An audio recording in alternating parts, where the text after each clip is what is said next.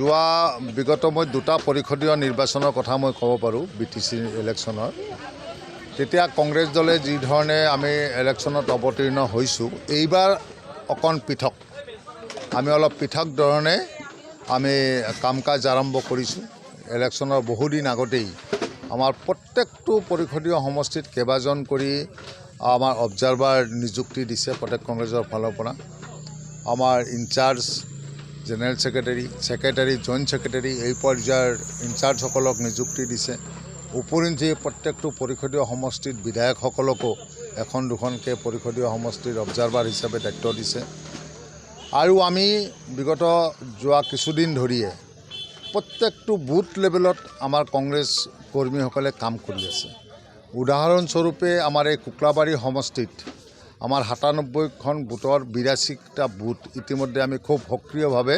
কাম কৰি গঠন কৰিছোঁ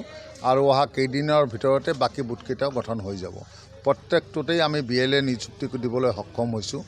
গতিকে আজিও ৫০জনতকৈ বেছি BPF UPPL আৰু অন্যান্য দলৰ পৰা আমাৰ এইখন সভাৰ আগৰ সভাটোত যোগদান হ'ল গতিকে প্ৰত্যেক দিনাই কংগ্ৰেছ দলত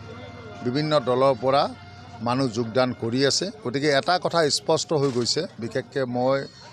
আজি দুখন পৰিষদীয় সমষ্টিত মিটিং কৰিলোঁ হালবাৰী আৰু কুকলাবাৰী এই দুয়োটা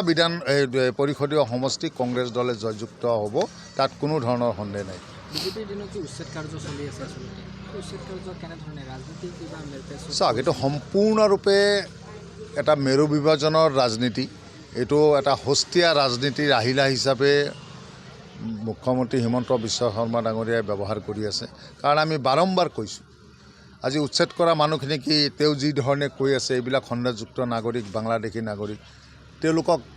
বিতৰণ কৰিব পাৰিলে নেকি চিনাক্তকৰণ হ'ল নেকি বাংলাদেশী বিদেশী বুলি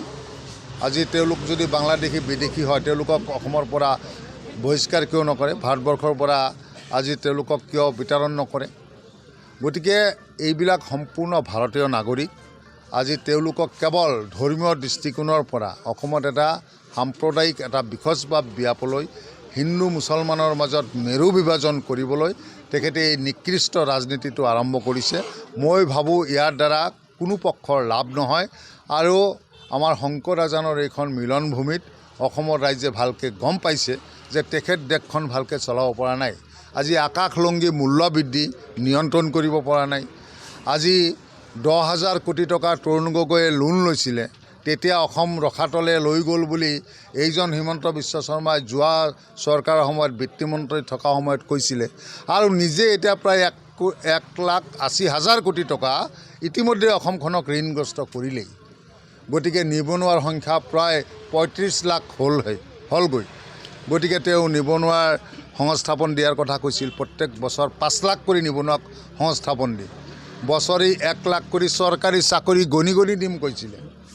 আজি ৫ বছৰ পাৰ হ'বৰ হ'ল তেওঁ ৫ লাখ চাকৰি দিব পাৰিলে জানো ১ লাখেই দিব পৰা নাই সম্পূৰ্ণৰূপে গতিকে তেওঁৰ হিচাপ মতে ২৫ লাখ নিবনুৱাক তেওঁ সংস্থাপন দিয়াৰ কথা ঘোষণা কৰিছিল দিব পাৰিলে জানো ৰন্ধন গেছৰ মূল্য কংগ্ৰেছৰ সময়ত যিমান আছিল তাতকৈ আধা কৰাৰ কথা আছিল এতিয়া দেখোন ৩ গুণ হ'ল ডিজেল পেট্ৰলৰ আন্তঃৰাষ্ট্ৰীয় বজাৰ মূল্য কম থকাৰ পিছতো কংগ্ৰেছৰ সময়তকৈ এতিয়া ডিজেল পেট্ৰলৰ মূল্য ডাবল হ'ল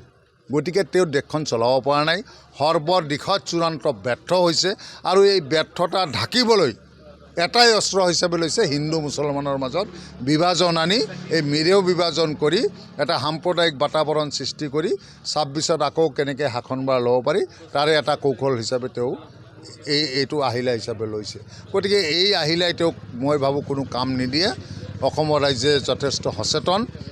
সকলোৱে বুজি পায় তেওঁৰ এই কুটিল ৰাজনীতি গতিকে ২৬ত তেখেতৰ যে গাদী নাথাকিব এইটো নিশ্চিত প্ৰাৰ্থী তালিকা নিৰ্বাচন ঘোষণা হোৱাৰ পিছে হৈ যাব গতিকে আমাৰ সকলো অলমষ্ট আমাৰ হাতত ডাটা আছেই বহুদিন ধৰি আমাৰ অবজাৰভাৰসকল ইনচাৰ্জসকল আমাৰ ব্লক কংগ্ৰেছ জিলা কংগ্ৰেছে